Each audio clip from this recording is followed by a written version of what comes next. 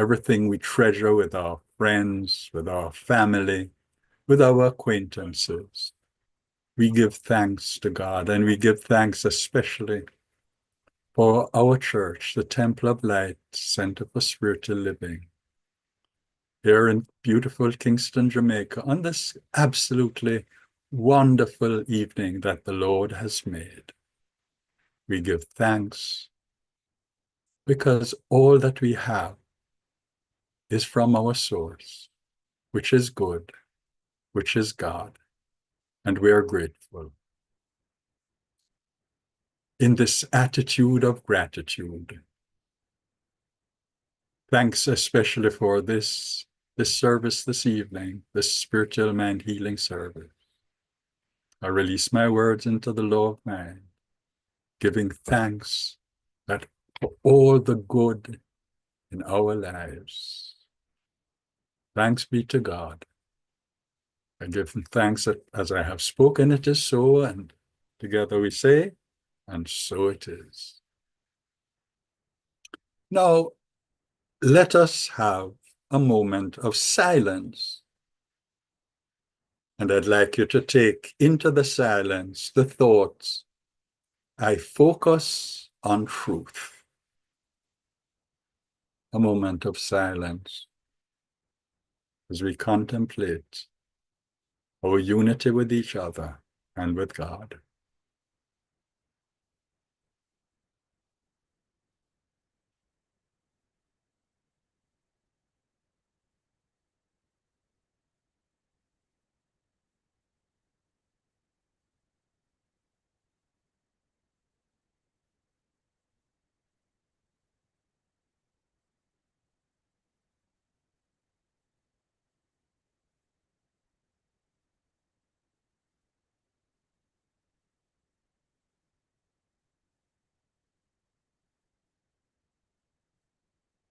We give thanks for God. We give thanks for good. We give thanks for this day and this service. And so it is. Friends, one of New Thought's brightest luminaries is Dr. Michael Beckwith, who writes, and I quote, "Our practice of meditation, our practice of developing a coherence around the fundamental harmony of the universe, our practice of paying attention to reality and allowing that which is real to become the activity of our awareness must be so consistent that we don't get caught up in the undertow of emotional contagion that moves through the world of phenomenon, posing itself as reality." Unquote. Another way of expressing Dr. Beckwith's rather complex statement is the simpler one. You shall know the truth, and the truth shall make you free. That promise comes from Jesus, as reported in John 8, verse 32. I thank Stevie for sending the Beckwith quotes in the practitioner's chat WhatsApp. It was exactly the quote I needed for this talk, which, by the way, I didn't know I was giving until Friday night, March 27th, when Sandy phoned to tell me about the talk. You see, I hadn't got the roster. Now, Steve sent the quote to us on March 18, long before Friday. What does that show us? It shows us once again that in spiritual matters, we all live in the eternal now. Now, of course, it doesn't seem to us that we are living in a static state. We feel as if we're living in a time that keeps on moving, sometimes rapidly, sometimes slowly, depending on whether we're enjoying ourselves or feeling bored. And most of us probably know that, quite apart from how it feels, the passage of time, I mean, how it feels, as a matter of fact, time moves differently depending on where you are in the universe. If you're high up in the air, for example, in a plane or spacecraft, it moves at one speed. While if you're here on terra firma, it moves at a different speed. And anyone who uses GPS guidance systems to move around a country or a city should be aware that GPS depends on signals from the satellites that are buzzing around above our head in space. And if our timepieces on Earth are not properly synchronized with the satellites, we won't get proper directions to where we're going. And neither will airplane pilots. Think of the consequences of that. Instead of going to London, you end up in Paris, which might not be a bad thing, actually, come to think of it. I know I promised some history on April Fool's Day, but actually, no one knows when or where the custom of tricking people on April the 1st started, only that it has been going on for centuries. My research tells me that April Fool's Day is April 1st in most countries, but not all, and it receives its name from the custom of people playing practical jokes on that day. Now, individuals play practical jokes on one another, but every now and then, institutions, organizations try to fool the general public. In what may be the first televised April Fool's Day hoax, the BBC aired a segment in 1957 that featured spaghetti growing trees in Switzerland.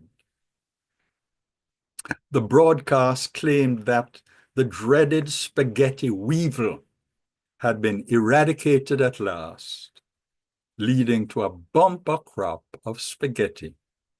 And the BBC even aired clips of people harvesting the spaghetti. CNN later called it, quotes, undoubtedly the biggest hoax that any reputable news establishment ever pulled, unquotes. But the BBC was back in 1965 when it interviewed a professor who had invented the so-called smell-o-vision, supposedly a new technology that allowed for the transmission of aromas through a television screen. And guess what? After a demonstration, numerous viewers called the BBC to confirm that they had, in fact, detected the scents coming from their television sets. That's how we are, folks. Very gullible. We believe in what we are told. We believe in appearances. And then here's another fun one. In 1996, the restaurant chain Taco Bell, which everybody probably knows, announced that it had purchased one of America's most treasured icons, the Liberty Bell, and they had renamed it the Taco Liberty Bell. The restaurant chain claimed that the acquisition was to help with the US debt.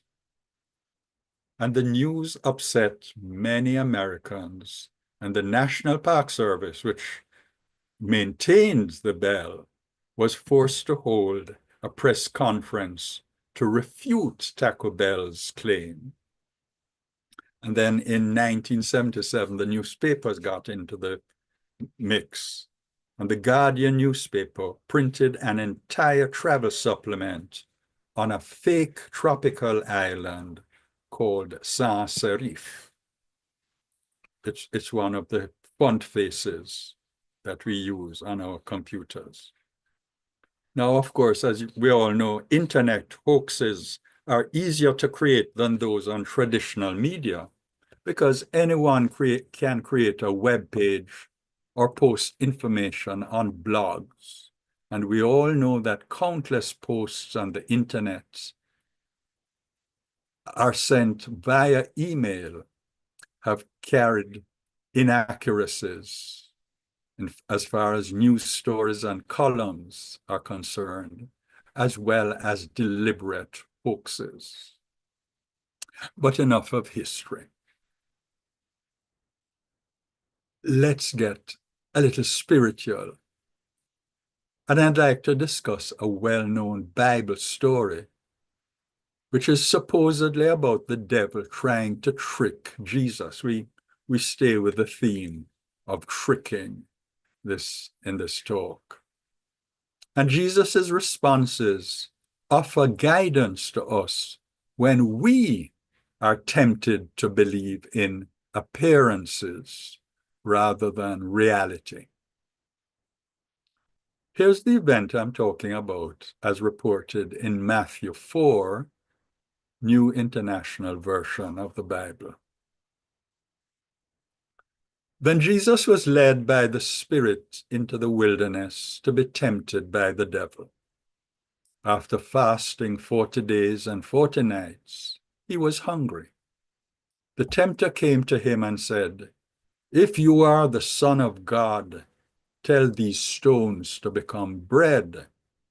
Jesus answered, "It is written, man shall not live by bread alone, but on every word that comes from the mouth of God." Then the devil took him to the holy city and had him stand on the highest point of the temple. "If you are the Son of God," he said, "throw yourself down. For it is written, he will command his angels concerning you, and they will lift you up in their hands, so that you will not strike your foot against a stone." And Jesus answered him, "It is also written, do not put the Lord your God to the test." And again, the devil took him to a very high mountain and showed him all the kingdoms of the world and their splendor. "All this I will give you," he said, "if you will bow down and worship me." Jesus said to him, "Away from me, Satan, for it is written, worship the Lord your God and serve him only." Then the devil left him, and angels came and attended him. And with that, suddenly, just like that, the scene in that little drama came to an end. And in that same chapter, a few verses later, Matthew tells us that Jesus began his ministry and also began collecting his 12 disciples. And the chapter closes with a quick summary of Jesus's preaching and healing activities over the next couple of weeks in Galilee, and by extension, the next 2 or 3 years until his death. It's amazing the amount that Jesus accomplished in that short 3-year career, isn't it? Now, I'm sure that I don't have to remind you, my listeners, that there is no devil and that no Satan actually tempted Jesus in the wilderness. That character was put in by the writers of the story purely to add a bit of drama. That's how the Bible is written, full full of drama. That's why so many stories and films have been made from it, full of drama.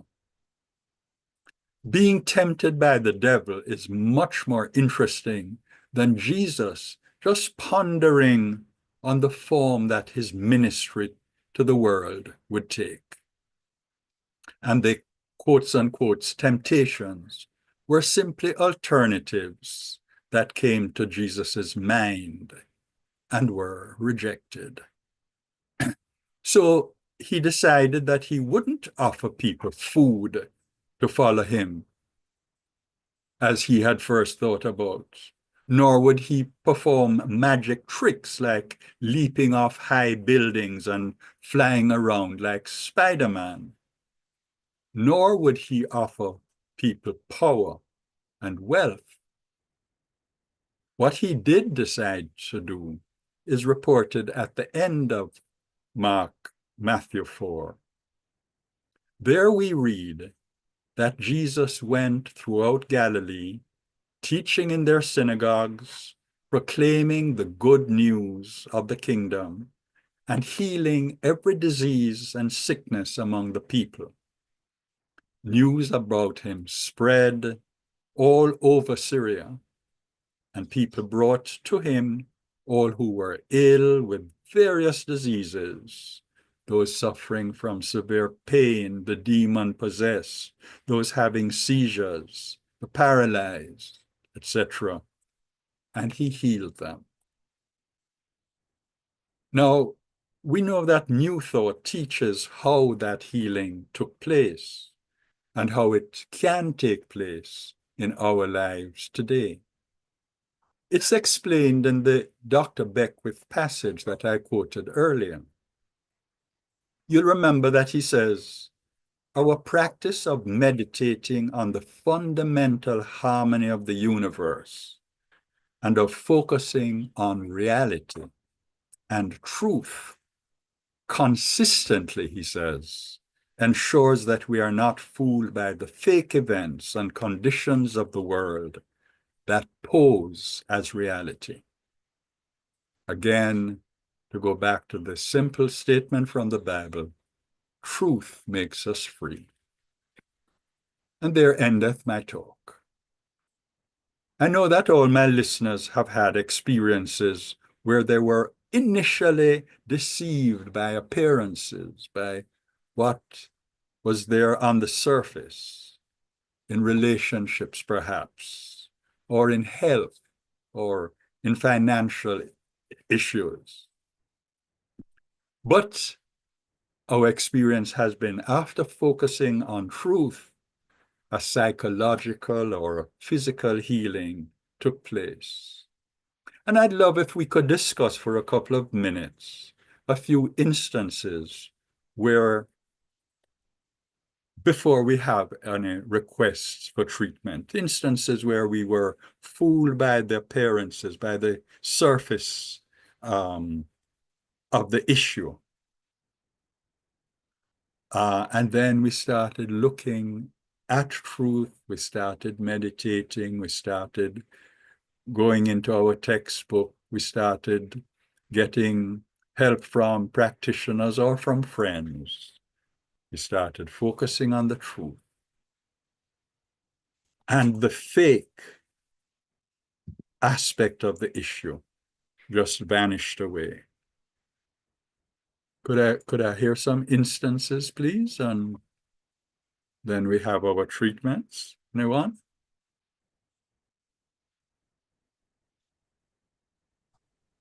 There is a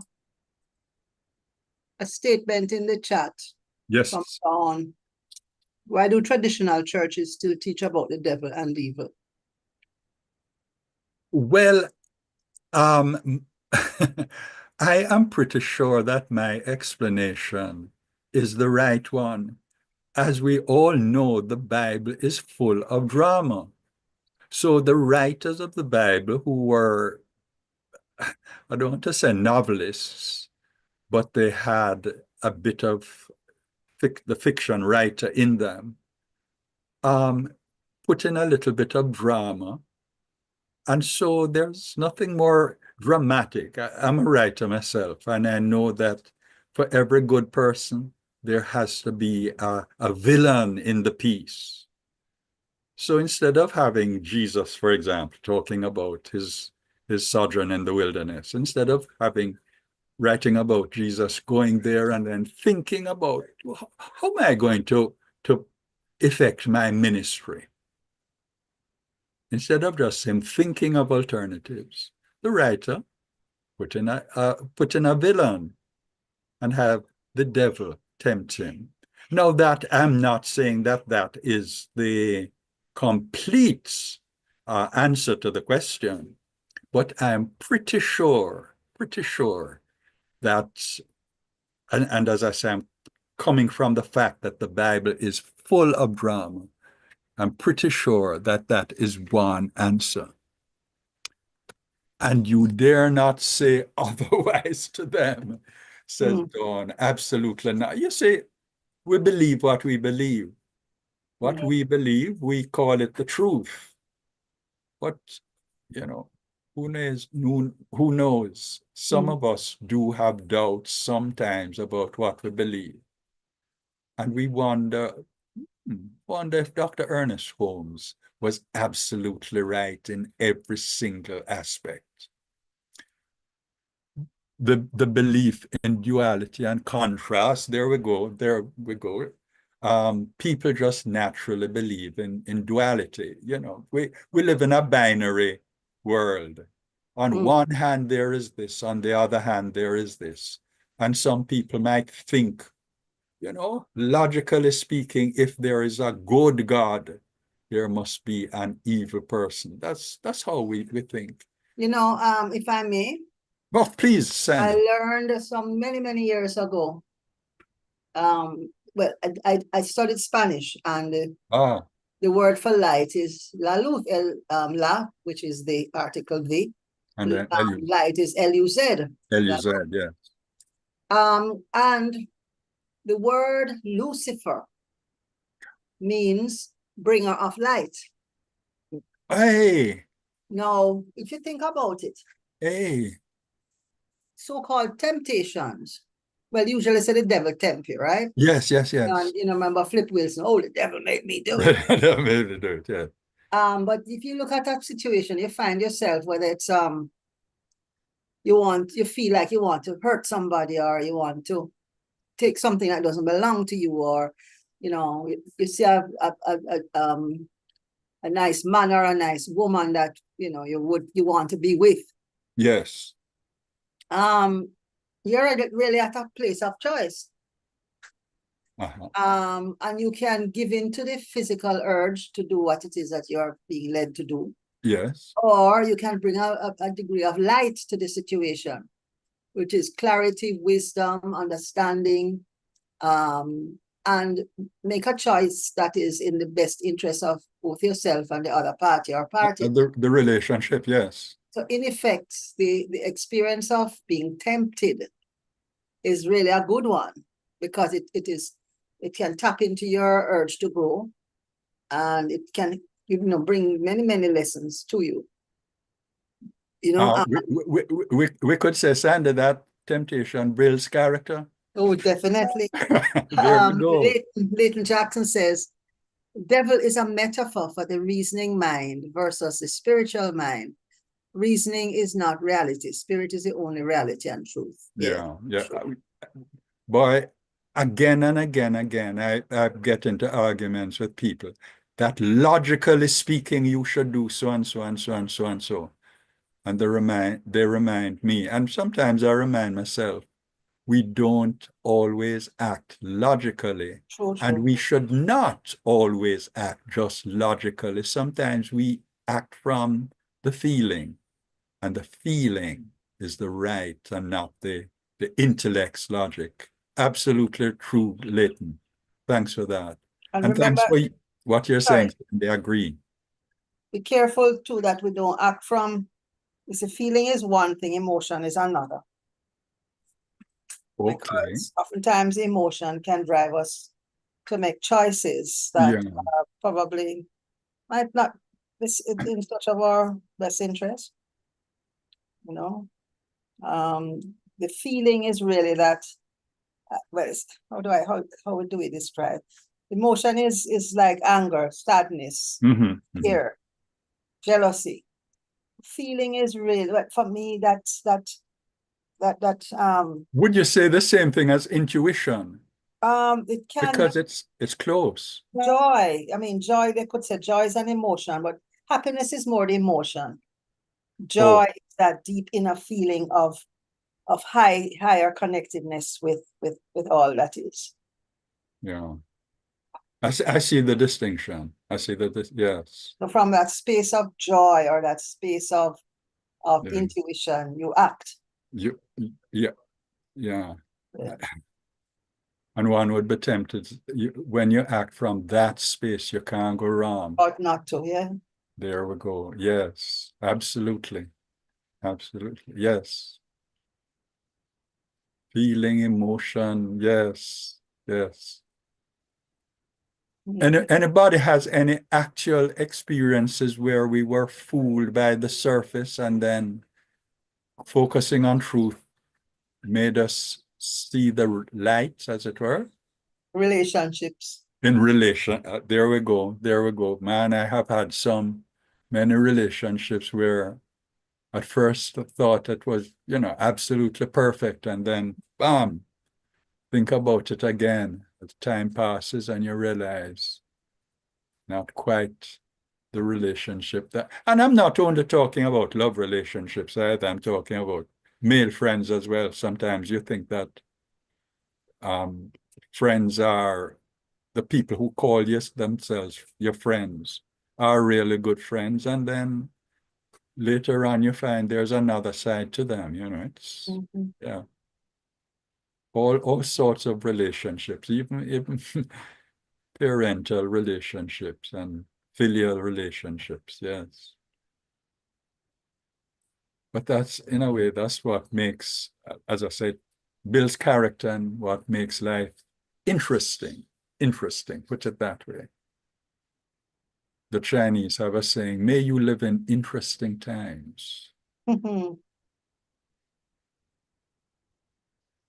I'm not sure of the time. Is it time to start looking at listening Yes. to Yes, Reverend Michael. Okay. So could we have some requests for treatments, please? If somebody can help me with. Nothing yet from okay. here. Yes. Now Dawn, health treatment for myself and Aunt in Gloria, full, as well as for Aunt Gloria, who is 94. 94, wonderful. Yes. Hope I reach that age. Here is a treatment for Also health for Dawn and Aunt Gloria. And Glenn, who is hospitalized. And thank you. And Glenn, who is hospitalized. And we focus not on the illness, but we focus on the spiritual health, because we know that spirit is always healthy. And as we focus on the spiritual health, the source that is the God that is the source of health causes us to feel that health in every part of our mind, of our emotions, of our body. And those things, the mind and the emotions and the body, respond to that source of health. And I know for Glenn and for Dawn, I know for Gloria, that they too are focusing on the truth that spirit, our source, is health. That illness is something that comes to pass. But always we remember that health that God, that Spirit is always, always that which remains and which we focus on. And as we focus on the truth of our health, our spiritual health, and our body responds, we know that in every organ, there is some quickening in every cell, in every sinew, every muscle. There is a response to the focus of the mind. Everything begins with thought. There's a response to the focus of the mind on the truth, that God is health, and that health surrounds us. In that health, we safely dwell. I know this, I believe this. And giving thanks for the spiritual health of Glenn, of Dawn, of Auntie Gloria, I release my words into the law of mind. Again, and I give thanks for the truth of the words that I have spoken. I know that it is so, and so it is. So it is.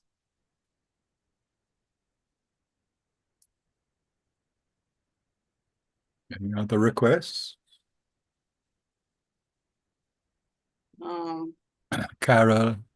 Thanks, Carol. There's really just one mind, absolutely. And it has different aspects. That's right. That's like there are so many different flowers, but they're all flowers, different colors, different sizes, different shapes, etc. And we give thanks for the fact that there is such a variety in the world. It makes life interesting. Thanks, Carol. There is in Carol's continued message says, Oh, treatment of light, treatment, I don't know if it's two different things, Carol, treatment of wholeness, treatment of light for the family of Dawn V, who passed recently. L-I-F-E or L-I-G-H-T? L-I-G-H-T. L-I-G, oh, light. For the family of Dawn V. And she says it's different things. Auntie, yeah. Request a treatment of wholeness. Yes. And a treatment of light. Okay, wholeness first and then light. Yes. Oh, there is one God. There is one life. There is one universe. And we are part of that oneness. And that oneness is wholeness. And we feel our oneness with God, our oneness with life, our oneness with each other, and our oneness with the wholeness that is God, that is the universe. And that wholeness means wholeness of health, wholeness of the feeling of abundance. That wholeness is a wholeness of the feeling that our emotions give us, wholeness and wellness. That wholeness is a feeling of the unity with the universe, with God, with each other. And we know again that there is one God. There is only God. And we are parts of God. We are manifestations of God. We are manifestations of the whole. And we focus right now on that sense of wholeness, that feeling of wholeness.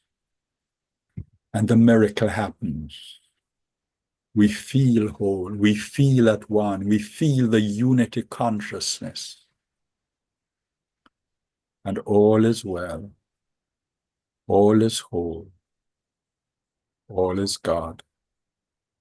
I know this, I believe this, and I release my words into the law of mind. And I give thanks that as I have spoken about wholeness, it is so, and so it is. Sandy, what was the other one? Remind me, wholeness and what? Wholeness Light. and And light. light. And light. And yeah. Then after that, Dawn wants peace and love for the world. Okay. Light first and then Light. yes, light. L-I-G-H-T, yes, light. And then peace and And love. then peace and love for the world. Certainly. Certainly.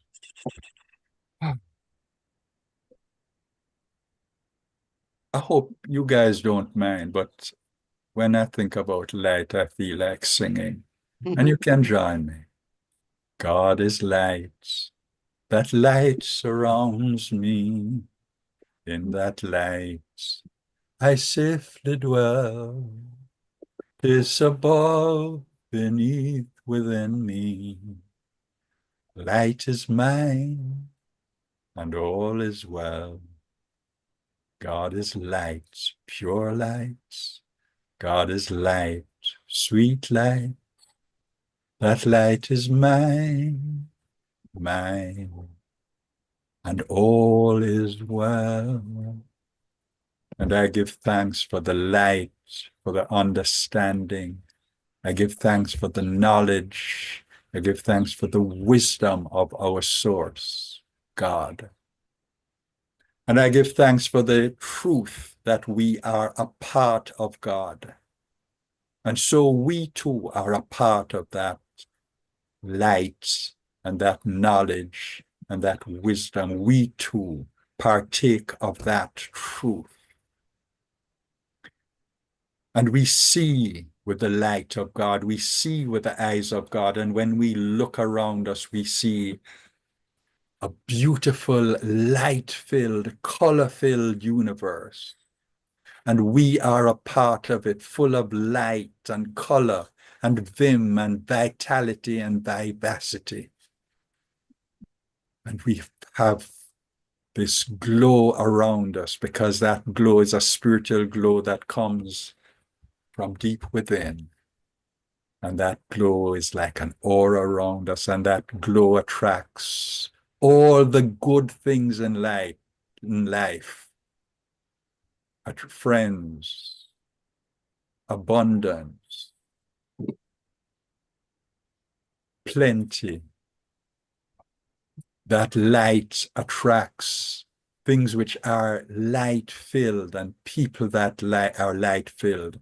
That light attracts conditions and events which are themselves glowing with that golden glow that is the God glow, that is the God spirit. It reminds us of the sun's golden glow. And we feel that light. We feel ourselves part of that golden universe, that beautiful, beautiful day in which we are now existing. And we give thanks for the light of which we are a part. And we speak and we see with light and with wisdom and understanding. And that is the truth about our lives. I know that. I believe that. And I release my words into the law of mind. And I give thanks that as I have spoken, it is so. And so it is. It is. And we close off with peace and joy and calm and serenity for the world. And we start with peace and calm, with serenity in our hearts, in ourselves, in our minds, in the words that we speak, in the words that the thoughts that we think, in all our actions. there is peace, there is calm. There is also that child of peace and calm. There is joy and happiness. And I know that that peace which starts within spreads, emanates from within into the world around us, into our community, around the center of Temple of Light, around our homes. That peace, that calm, that serenity emanates, radiates outwards, and it fills the entire island of Jamaica. And at this particular moment, as I speak, there is peace and calm in this beautiful land of ours. And because there is no boundary to the light and the peace and the serenity and the calmness that is in this country and that is within each person in this island, there are no boundaries. It spreads across the water, then it envelops all the surrounding countries. It envelops the entire world. It envelops the entire universe. And I know and believe that because we in this community, in this service this evening, we are focused on the truth. We are focused calmly. We are focused on serenity. We are focused on God. That because of this service, this world has become a little lighter, a little more pleasant, a little more joyful, a little happier, a little more prosperous because of our focus in this service this evening. I know this, I believe this, because peace and joy, because calmness, because wisdom, because God cannot be contained. I know our focus on these things have resulted in the world becoming more beautiful.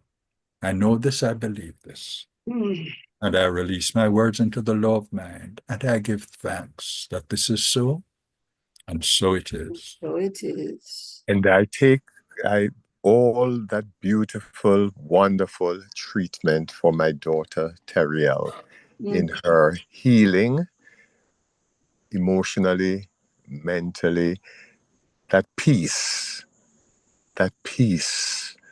Rev, that peace. Thank you so very much. I see her embraced in peace, and she just tried to call me, which means that we are all connected and in that one God.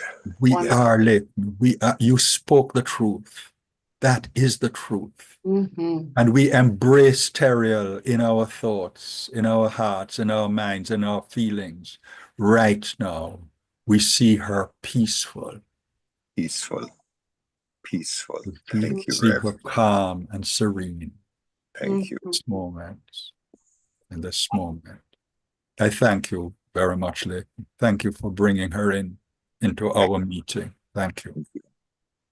Okay, I'm not seeing any more in this chat. I don't know if there's anything on YouTube. Okay. All right, let me bring up the yes. Okay, thank you.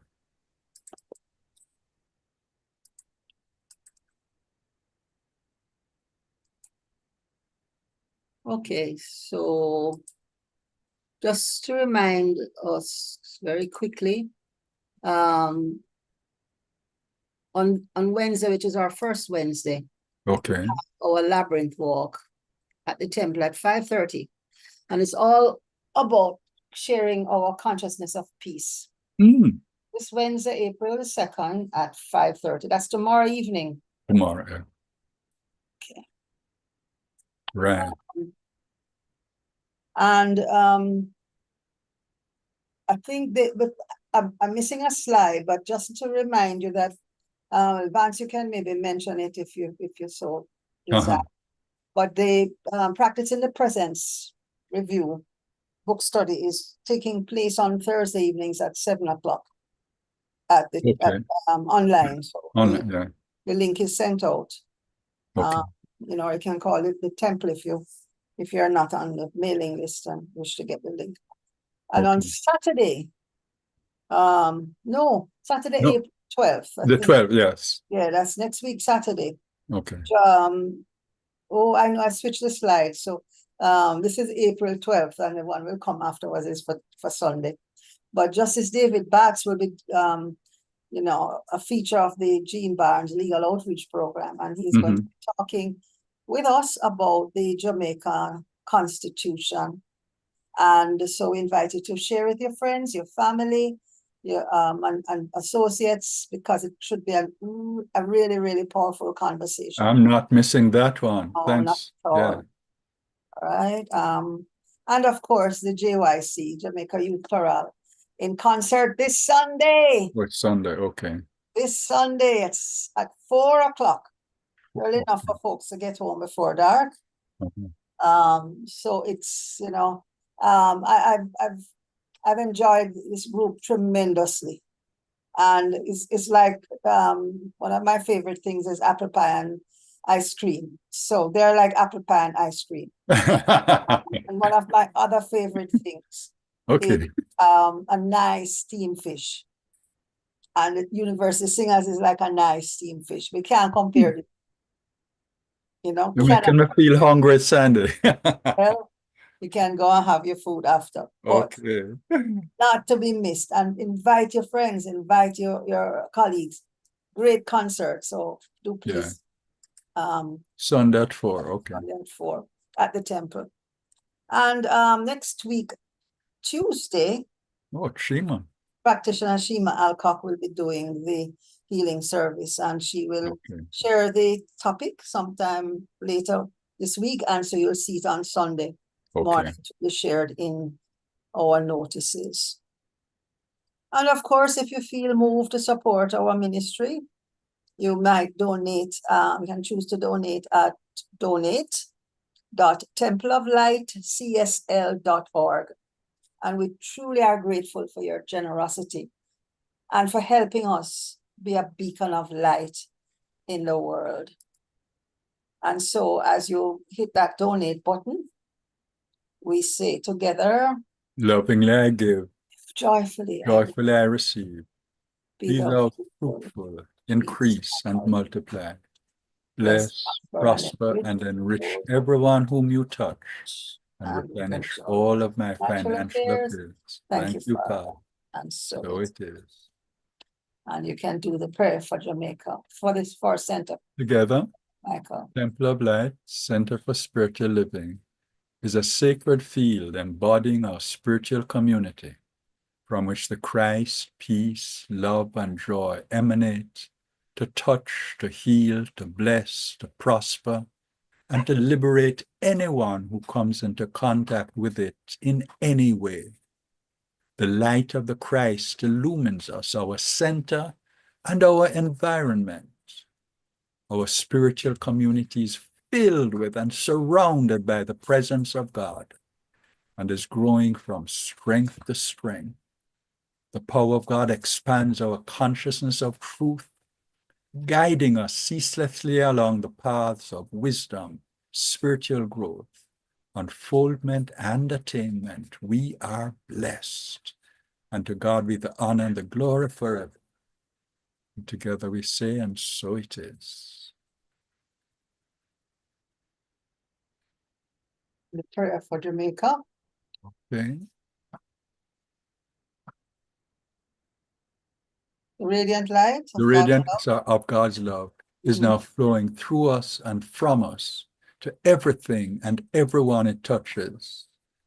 The eternal light of God's love now completely fills, covers, and surrounds our island, Jamaica. The glowing intensity of the light of God's love now interpenetrates and awakens within the hearts and minds of our countrymen and women the truths of life which set free.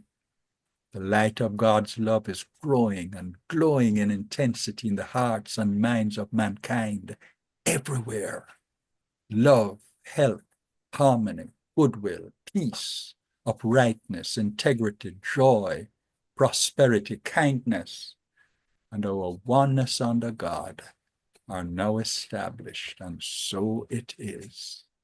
So it is. Yeah. And we close off with a closing prayer. Please join me as we go within and give thanks. I give thanks for the service this evening from my beloved, beloved church, the Temple of Light Center for Spiritual Living. I give thanks for the friends who have taken part in this service. I give thanks for all those who have, though not really come on, have been thinking about the service, even at a subconscious level. I give thanks for all those who are like-minded and those who know the truth, those who know that there is only God, that there is only one, that we are part of God, that we are children of God. I give thanks especially in this moment right now for having found the Temple of Light, for having found Religious Science, for having my spiritual home, 46 Fairway Avenue, in that beautiful, beautiful place. I give thanks. I give thanks. And I release my words into the low of mind with an attitude of gratitude. And I encourage all of us to say together, and so it is. Thank you, folks. Night, night. Have a good evening.